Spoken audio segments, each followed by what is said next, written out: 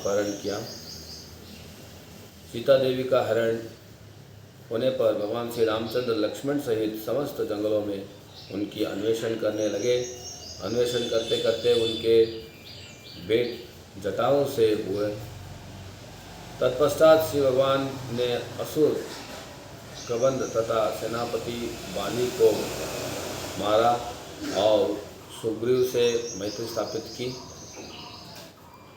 वानरों की सेना बनाकर तथा उनके साथ समुद्र तट पर पहुंचकर श्री भगवान ने साक्षात समुद्र के आगमन की प्रतीक्षा की, किंतु जब समुद्र नहीं आया तब समुद्र के स्वामी श्री भगवान समुद्र पर क्रुद्ध हो गए। तब समुद्र दौड़ दौड़ आया, उनकी शरण ग्रहण की और उनकी हर तरह से सहायता करनी चाहिए। तब से भगवान ने समुद्र पर सेतु बंधन चाहा और विभीषण की सलाह पर उन्होंने रावण की राजधानी लंका पर आक्रमण कर दिया। इसके पूर्व श्री भगवान के नित्यदास हनुमान ने लंका में आग लगा दी और अब लक्ष्मण की सहायता से भगवान श्री रामचंद्र की सेना ने समस्त राक्षस सैनिकों का वध कर दिया। तब भगवान श्री रामचंद्र स्वयं रावण को मारा। मंडोदरी तथा अन्य पत्नियों रावण हेतु शोक करने लगी और भगवान श्री रामचंद्र के आदेश अनुसार विभीषण ने परिवार के समस्त मृतकों का दाह संस्कार किया। तत्पश्चात भगवान श्री रामचंद्र ने विभीषण को लंका पर राज्य करने का अधिकार सौंपा और उसे दीर्घायु होने का वरदान भी दिया। श्री भगवान ने अशोक वाटिका से सीता देवी का उद्धार किया और उन्हें पुष्पक विमान में चढ़ाकर अपनी राजधानी अयोध्या नगरी ले आए, जहां उनके भाई भरत ने उनका स्वागत किया। जब भगवान श्री रामचंद्र ने अयोध्या नगरी में प्रवेश किया तब भरत उनकी कड़ाव लेकर आए। विभीषण और सुग्रीव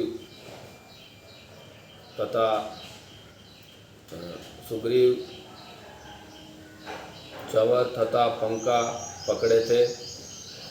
हनुमान छाता ताने थे। शत्रुघ्न श्री भगवान की धनुष तथा 2 तुणी लिए थे और सीता देवी पवित्र स्थानों से लाए गए जल से भरे एक जलपात्र लिए थी। अंगद ने तलवार ले रखी थी। जाम्बवान डाला लिए थे। जब भगवान श्री रामचंद्र लक्ष्मण तथा सीता देवी सहित अपने सभी परिजनों से मिल लिए तो इसके पश्चात गुरु वशिष्ठ ने उनका राज्याभिषेक किया। अयोध्या नगरी में भगवान श्री रामचंद्र के राज्य के संक्षिप्त वर्णन के साथ इस अध्याय का समाप्त होता है। ये पूरा अध्याय का एक सारांश है। तो हम लोग फर्स्ट श्लोक से हम लोग श्रवण करेंगे। श्री शुक उवाच कट्वांगा दीर्घबाहुश्च रघुस्तस्मात् पुत्रश्रवा अजस्ततो महाराज तस्मात् दशार्थोऽभवत्।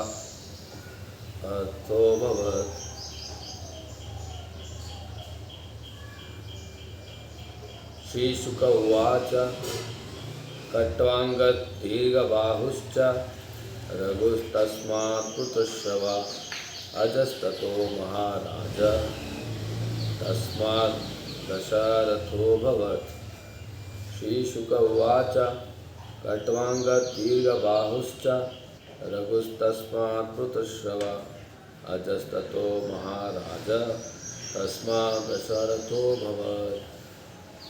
श्री शुकवाच श्रील सुखदेव गोस्वामी ने कहा, कट्वांगद महाराज कट्वांग से दीर्घबाहु नामक पुत्र तथा रघु तस्मात् उससे रघु उत्पन्न हुए, पुत्रश्रवा साधु तथा विख्यात अजय नामक पुत्र तथा उससे महाराज तस्मात् अज से दशरथ नामक अभवत उत्पन्न हुआ।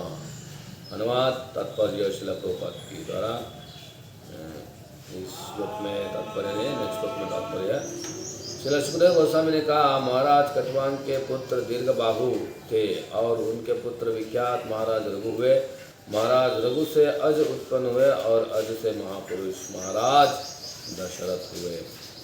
तस्यापि भगवान एष साक्षात् ब्रह्म यो हरि अंशाशने चतुर्गागात् पुतन् उन्नतं प्रार्थिता सुरै राम लक्ष्मण भरत शत्रुघ्न इति संज्ञा संजय। तस्य महाराज दशरथ के अपि भी भगवान पूर्ण पुरुषोत्तम भगवान ऐसा वे सभी साक्षात प्रत्यक्ष ब्रह्ममया परब्रह्म या शुद्ध सत्य हरि पूर्ण पुरुषोत्तम भगवान अंश अंशों पूर्ण अंश के विस्तार से चतुर्धा 4 प्रकार के विस्तार अगाध स्वीकार किया।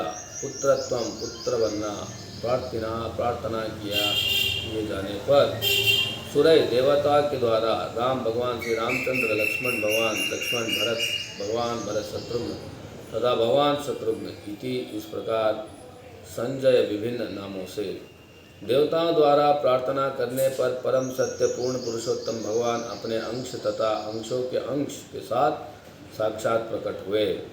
उनके पावन नाम थे श्री राम लक्ष्मण भरत तथा शत्रुघ्न। ये सुविख्यात अवतार महाराज दशरथ के पुत्रों के रूप में 4 स्वरूपों में प्रकट हुए। तात्पर्य, भगवान श्री रामचंद्र तथा उनके भाई लक्ष्मण भरत एवं शत्रुघ्न ये सभी विष्णु तत्व है, न कि जीव तत्व। पूर्ण पुरुषोत्तम भगवान अनेकानेक रूपों में अपना विस्तार करते हैं। अद्वैतम अच्युतम अनादिम अनंत रूपम, यद्यपि वे सभी एक ही है किंतु विष्णु तत्व के अनेक रूप एवं अवतार होता है, जैसे कि ब्रह्म संहिता में पुष्टि की गई है। रामादिमूर्ति शुकरण्यमेन तिष्ठन्, श्री भगवान अनेक रूप में विद्यमान है, जैसे कि श्री राम लक्ष्मण भरत तथा शत्रुघ्न, और ये रूप उनकी सृष्टि के किसी भी भाग में स्थित हो सकते हैं। ये सभी रूप स्थायी एवं शाश्वत रूप से ईश्वर का व्यक्तिगत रूप में विद्यमान रहता है और ये समान शक्तिशाली अनेक दीपकों के तुल्य होता है।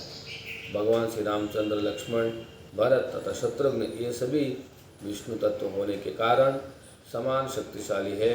देवताओं के प्रार्थना करने पर ये महाराज दशरथ के पुत्र बने।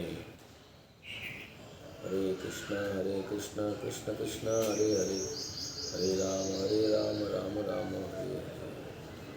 ভিতরে কথা বলবেন, লাইভ চলছে, ভিতরে কথা বলবেন।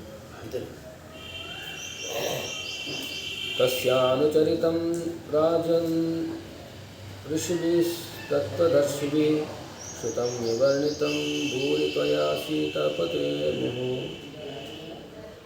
तस्य भगवान श्री रामचंद्र तथा अनेक भाइयों की अनुचरितम दिव्य कार्यकलाप राजन है राजा।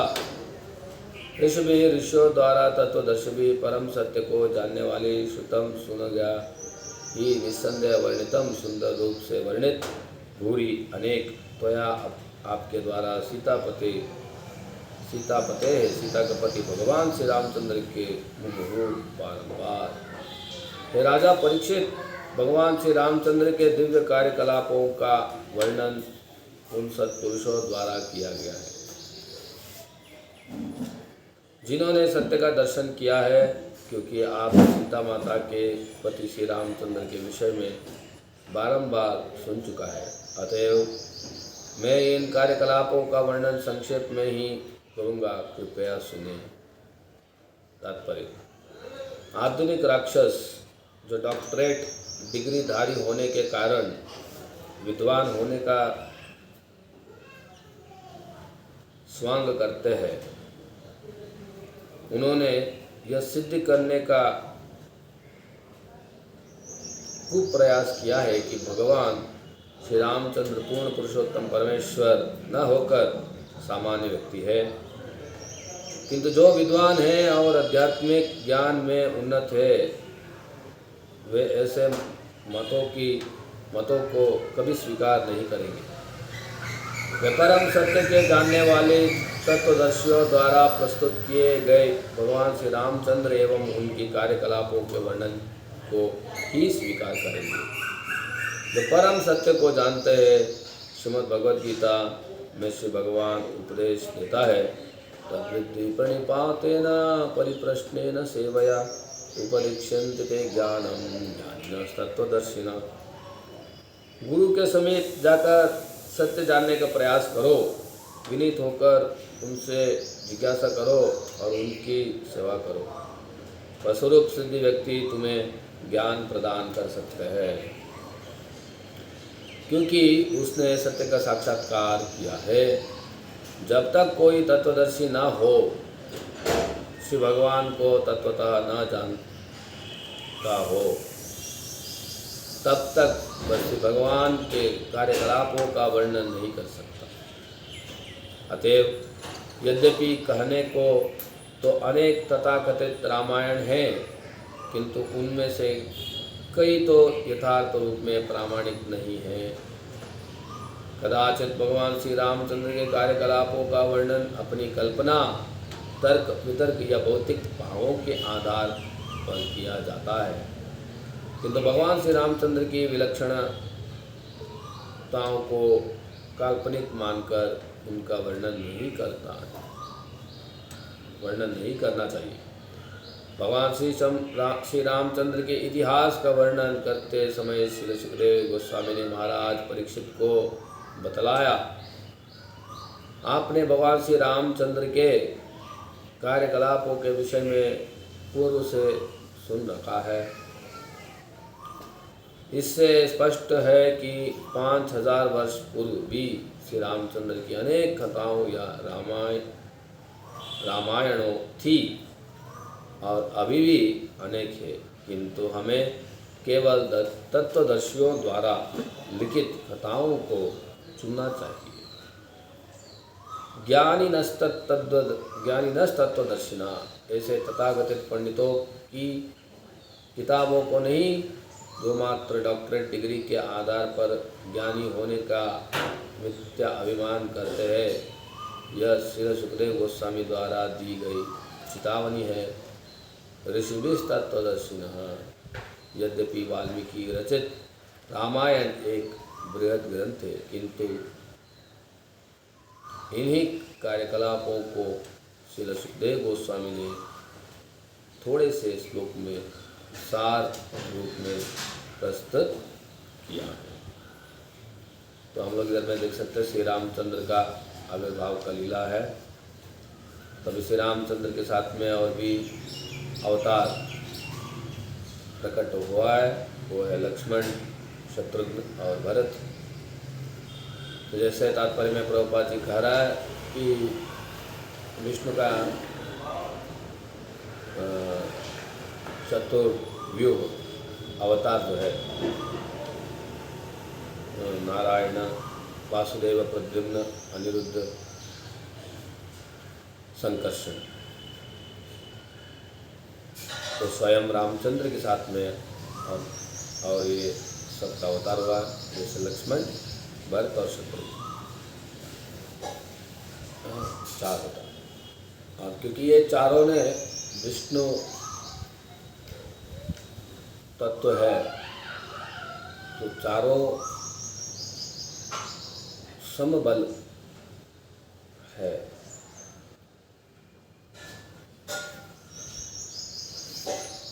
और रामायण के बारे में भी इधर में अभी सुनने के लिए परीक्षित महाराज सुखदेव गोस्वामी के पास प्रश्न कर रहे हैं। हे राजा परीक्षित, भगवान श्री रामचंद्र के दिव्य कार्यकलापों का वर्णन उन साधु पुरुषों द्वारा किया गया है जिन्होंने सत्य का दर्शन किया है। क्योंकि आप सीता माता के पति श्री रामचंद्र के विषय में बार बार सुन चुका है, अतः मैं इन कार्यकलापों का वर्णन संक्षेप में ही करूँगा, कृपया सुनो। सुखदेव गोस्वामी महाराज को बोल रहे परीक्षित महाराज को सुखदेव गोस्वामी ने बोला। तो ये भगवान का लीला किससे सुनना है, इधर में अच्छे से इधर में बता रहा है। जो सत्य का दर्शन किया है उनसे श्रवण करना चाहिए। जो लोग काल्पनिक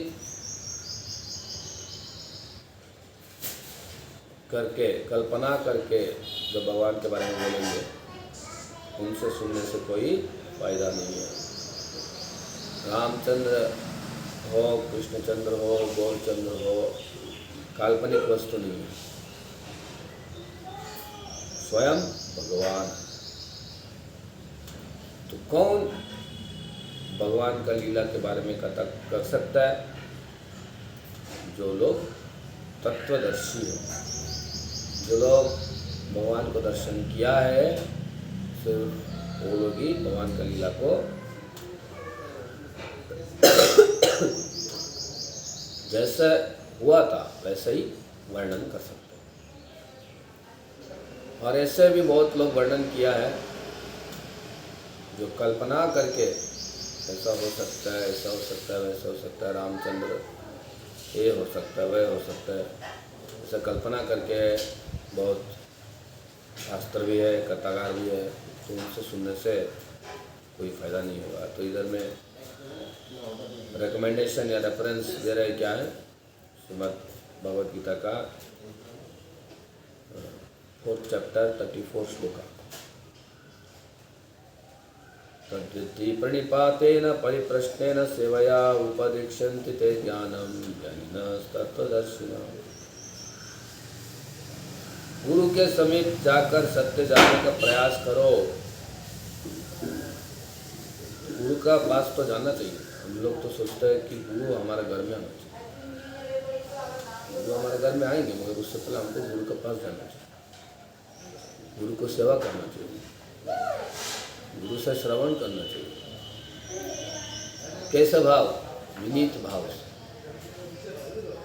अहंकार से, विनीत भाव से उनका सेवा करना। विनीत होकर उनसे जिज्ञासा करो और उनकी सेवा करो।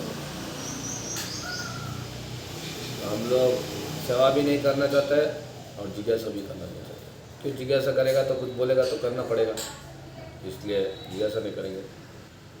और सेवा नहीं करेंगे क्योंकि सेवा करने का मनोभाव ही नहीं है।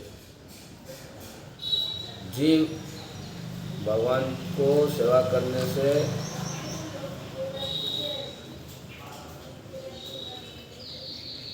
इच्छा नहीं है, इसलिए तो भगवान धाम छोड़ के इस जड़ जगत में आ गया। तो हम इधर आकर भी सेवा करने के लिए बोलेंगे तो सेवा नहीं करेंगे। तो जब तक विनीत होकर जिज्ञासा नहीं करेंगे, सेवा नहीं करेंगे, तब तक हमको जो तत्वदर्शी है उनका कृपा नहीं मिलेगा। वह स्वरूप सिद्धि व्यक्ति तुम्हें ज्ञान प्रदान कर सकता है। तो जो आचार्य है, जो गुरुजन हैं, वे लोग कौन सा स्तर में है? उनको आत्म साक्षात्कार हुआ है, उनका स्वरूप सिद्धि हुआ है, तो वही तो हमको ज्ञान प्रदान कर सकते हैं। तो किसका पास जाना चाहिए? जिसको आत्म साक्षात्कार हुआ है, जिसको स्वरूप सिद्धि हुआ है, उसका पास जाना चाहिए, उनसे हमको श्रवण करना चाहिए। क्योंकि उसने सत्य का साक्षात्कार किया है। तो इधर में कोई कल्पना का बात नहीं हो रहा है कि हाँ कल्पना कर रहे हैं, स्वप्न में भगवान आए थे, स्वप्न में भगवान दर्शन दिया, स्वप्न में भगवान मेरे को ये बोला। नहीं, बाबा जी बोलते डायरेक्ट फेस टू फेस भगवान को दर्शन कर सकते। तो भगवान को दर्शन जो किया है, भगवान को साक्षात्कार किया है, उनसे हमको सेवा करना चाहिए। जब तक कोई तत्वदर्शी न हो, श्री भगवान को तत्वतः न जान सकता हो तब तक वह शिव भगवान के कार्यकलापों का वर्णन नहीं कर सकता।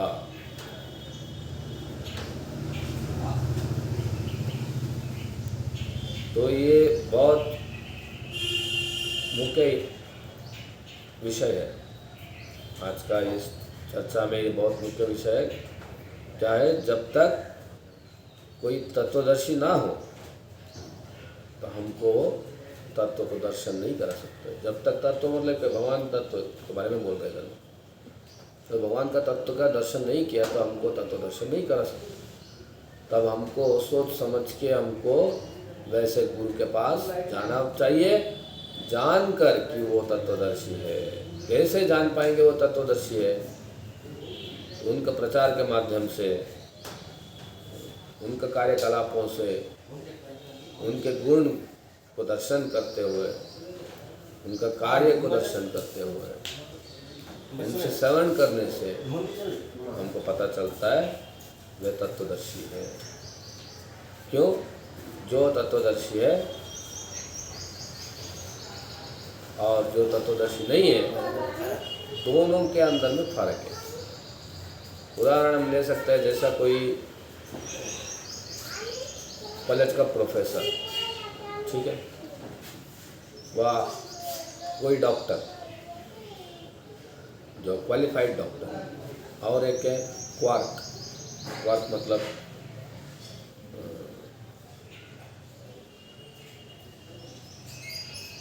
जो पढ़ाई नहीं किया और पैसा से डॉक्टर का सर्टिफिकेट ले लिया, तो दोनों डॉक्टर है ना? तो हमको कैसा पता चलेगा कि डॉक्टर सही है गलत है? हम तो कोई जाकर सर्टिफिकेट चेक नहीं करेंगे। सर्टिफिकेट चेक करेगा तो भी दोनों के पास सर्टिफिकेट है। तो कैसे पता चलेगा कि ये डॉक्टर है या डॉक्टर नहीं? उनके बातों के द्वारा हमको समझ सकते हैं कि ये कैसा डॉक्टर है। तो डॉक्टर पेशेंट को ऑब्जर्वेशन करते हैं, रोगी को ऑब्जर्वेशन करेंगे, रोगी का अंदर क्या रोग है बोल सकता है और उस रोग को परिहार दे सकते हैं। मगर जो फर्जी डॉक्टर है वो फर्स्ट ऑफ ऑल रोगी से क्या करेंगे? रोगी से संबंध स्थापन करने के लिए सोचेंगे। क्यों? ये रोगी को हमको बार बार हॉस्पिटल में लेके आना है ताकि हम पैसा कमा सकते हैं। तो ये फर्जी डॉक्टर है। जो रियल डॉक्टर है वो पेशेंट के साथ में कोई रिलेशनशिप, संबंध स्थापन करने के लिए बात नहीं करता है। आप कैसे हैं, आपका घर किधर है, आपके घर में कौन कौन है, डॉक्टर ये नहीं पूछते। डॉक्टर ये पूछेगा, जो असली डॉक्टर है, आप क्या खाना खाया, आपका पेट में कैंसर हुआ है तो पेट में कैंसर हुआ है तो खाना के बारे में पूछेगा ना। आपका कितना भाई है, भाई का कितना बहन है, बहन का कितना स्वामी है, ये पूछेगा। आप कौन सा काम कर रहे हैं, डॉक्टर ये पूछेगा। डॉक्टर ये नहीं पूछेगा। डॉक्टर पूछेगा आप क्या खाना खाया, क्या खाना खाता है। तो पेट में कैंसर हो गया, वह इंटेस्टाइन में कैंसर हो गया, है ना? फिर बाद में क्या बोलता है कि अभी आप ये खाना बंद करना पड़ेगा, अंडा नहीं खा सकते, मछली नहीं खा सकते, आपको छोड़ना पड़ेगा, मांस नहीं खा सकते, आपको छोड़ना पड़ेगा, है ना? क्यों? असली डॉक्टर। अगर नकली डॉक्टर क्या बोलेगा? आप कुछ भी खाओ, केवल औषध खाता रहो और विजिट के बाद विजिट आता है। क्यों? तो नकली डॉक्टर। पेशेंट के अंदर में जो रोग है उसको निकालने का उसका इच्छा नहीं है। तो ऐसे ही गुरु के अंदर में भी दो तरीका का गुरु होता है। प्रभुपाद जी बोलते हैं दो तरीका गुरु नहीं हो सकते, एक ही गुरु है। गुरु मतलब गुरु, फेक गुरु, रियल गुरु बोल के कुछ नहीं होता है। मगर अभी कलयुग श्रीमद् भागवतम में ही बोला है, भविष्यवाणी किया है, कलयुग में जो लोग गुरु है तो कैसे गुरु है? चोर गुरु है। क्यों? पैसा दे दो, दान करो, आशीर्वाद मिलेगा, आपको नौकरी लग जाएगा, आपको शादी हो जाएगा। तो ये मंदिर है या ये HR डिपार्टमेंट है कि आपको जॉब लगाएगा? मेरे कह रहे हैं भगवान कमीशन ले रहे हैं आपको जॉब देने के लिए। तो इससे ही पता चल जाता है कि गुरु कैसा गुरु। हमारा जीवन में जो होगा जो नहीं होगा तो सब कुछ भगवान को पता है। हमको सिर्फ खाली क्या करना है, विनीत होकर जो गुरु है उनसे जिज्ञासा करना चाहिए और उनका सेवा करना चाहिए। सेवा करने के लिए बहुत लोग को पता ही नहीं है कैसे सेवा करनी, गुरु का सेवा कैसे करें। तो अभी कुछ दिन पहले मैं उज्जैन में था। उज्जैन में सांदीपनि मुनि आश्रम है जिधर में कृष्ण बलराम गुरु का सेवा करते थे। तो कृष्ण बलराम भगवान है तो उनको क्यों गुरु का सेवा करना है? तो यही शिक्षा है भगवान श्री रामचंद्र का लीला द्वारा, श्री कृष्णचंद्र भगवान का लीला द्वारा, श्री गौरचंद्र भगवान का लीला द्वारा मनुष्य को शिक्षा दे रहा है कि हमको कैसे भक्ति करना है। स्वयं चैतन्य महाप्रभु भगवान थे, बड़ा पंडित थे, महान विद्वान थे। वे भी ईश्वर परिपाद से दीक्षा लिए। केशव भारती से उन्होंने संन्यास दीक्षा लिया। तो भगवान होते हुए क्यों दीक्षा लेना है? उनका क्या समय काटने के लिए कोई काम नहीं था। सब पृथ्वी का मनुष्य को शिक्षा देने के लिए कि गुरु का आश्रय लेकर भगवान को कैसे पाना है, ये सीखने के लिए हमको एक गुरु चाहिए। खुद का मन से या पुस्तक पढ़ के भगवान को नहीं जान पाए। पुस्तक पढ़ के तब भगवान को जान पाते थे, तब फॉरेन यूनिवर्सिटी में हमारा शास्त्र को भारत का लोग से भी ज़्यादा पढ़ाई किया। हमारा शास्त्र को फॉरेन यूनिवर्सिटीज़ में जो प्रोफेसर्स है वो लोग हमसे ज़्यादा पढ़ाई किए। हमको भी उतना शास्त्र नहीं पता है। तो अभी तक उनको भगवान का दर्शन हुआ नहीं क्यों? कोई अभी तक लिखा है कोई प्रोफेसर, हाँ मैं भारत के शास्त्र का ऊपर में अध्ययन किया और मेरे को भगवान का दर्शन हो गया? कौन सा प्रोफेसर दिखाइए। बल्कि हम देख सकते हैं कि श्रील प्रभुपाद जी का संग पाकर भक्तों का जो क्या बोल सकते हैं संख्या बढ़ गया सारा विश्व में, ये पहले कभी नहीं हुआ।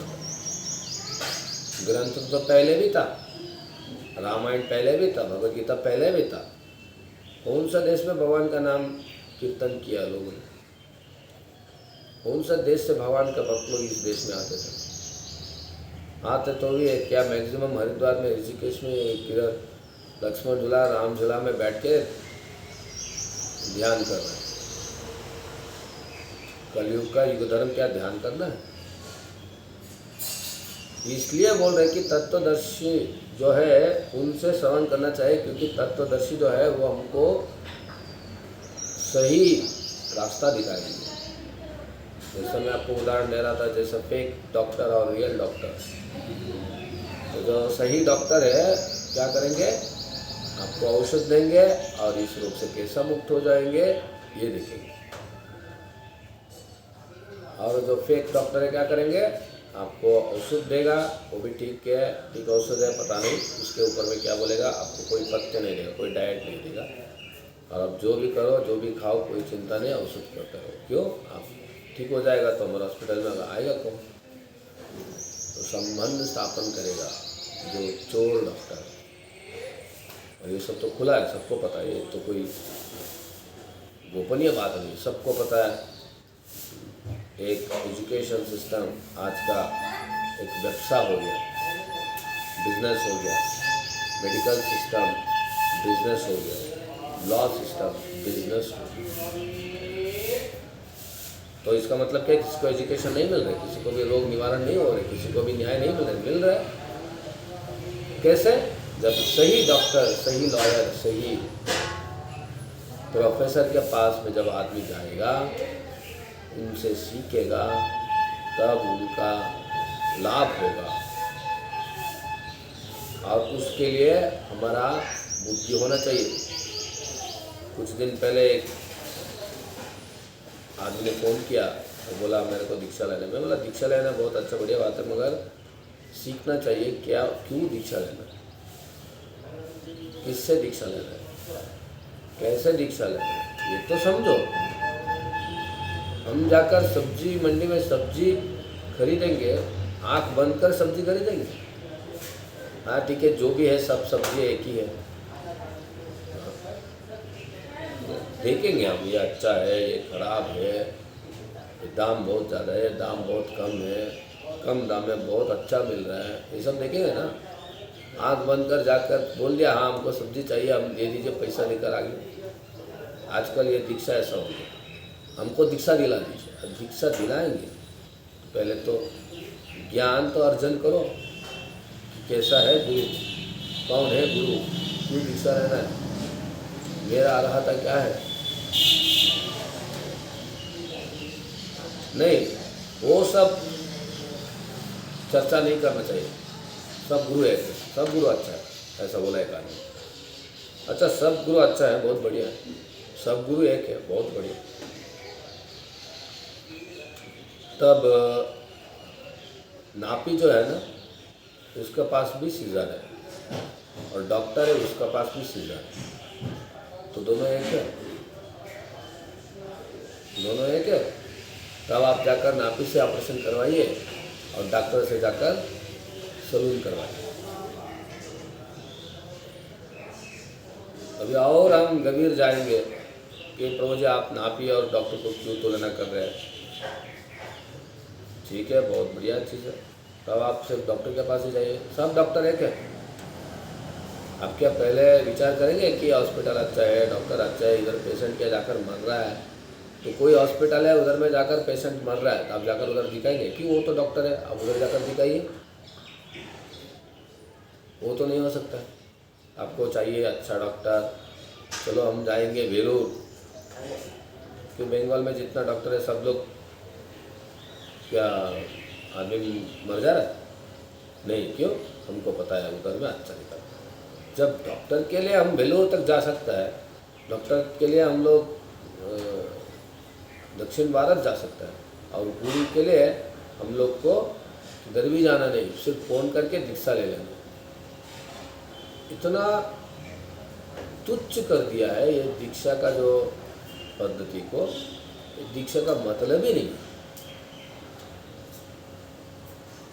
एक स्कूल का एडमिशन लेने के लिए बच्चों का पिता माता इतना कष्ट करता है कि देखता है स्कूल अच्छा है, टीचर अच्छा है, पढ़ाई होता है नहीं होता है, उधर में परीक्षा होता है नहीं होता है, रिजल्ट होता है अच्छे से हो रहा है नहीं, बच्चे लोग अच्छे से पढ़ाई कर रहे, इतना तो सोच रहे हैं।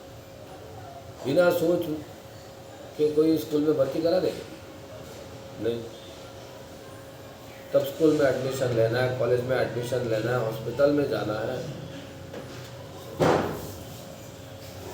कोई केस हुआ तो भी हम लॉयर को हम पास जाते तो लॉयर को भी हम लोग क्या विचार करके लेते हैं? नहीं, सब लॉयर एक है, कोर्ट में जितना लॉयर है काला कपड़ा पहने सब लॉयर एक ही है। नहीं, ऐसा तो नहीं होता। हर चीज़ हर जगह हम सोच के जान के अच्छा से रिसर्च करके हम लोग जीवन में चलता है, मगर जब गुरु का बात आ जाता है सब गुरु एक है, भगवान के पास आता है सब भगवान एक है। बहुत बढ़िया। इसलिए बोल रहा है